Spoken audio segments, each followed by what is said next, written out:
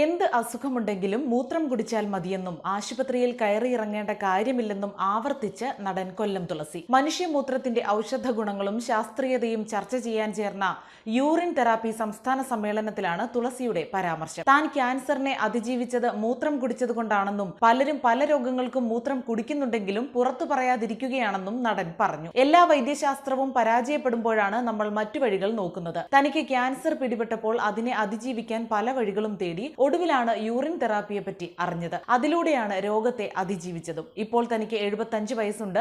ഇനി ഒരു 25 വർഷം കൂടി ജീവിക്കണമെന്നാണ് തന്റെ ആഗ്രഹമെന്നും കൊല്ലം തുളസി പറഞ്ഞു. എന്ത് അസുഖത്തിനും തനിക്ക് രക്ഷകനായി മൂത്രമുണ്ട്. ഇതിന് വലിയ ആശുപത്രിയിൽ പോവുകയോ ഡോക്ടറെ കാണുകയോ മെഡിക്കൽ സ്റ്റോറിൽ പോവുകയോ ഒന്നും വേണ്ട, മറിച്ച് മൂത്രം കുടിച്ചാൽ മതി. താൻ ഇക്കാര്യം ഉറക്കെ പറയുന്നതിന് വളരെ മ്ലേച്ഛമായ തെറികൾ കേൾക്കേണ്ടി വന്നിട്ടുണ്ട്. തന്റെ മൂത്രം താൻ കുടിക്കുന്നതിനാണ് താൻ ഈ തെറി കേൾക്കുന്നതെന്നും കൊല്ലം തുളസി പറഞ്ഞു.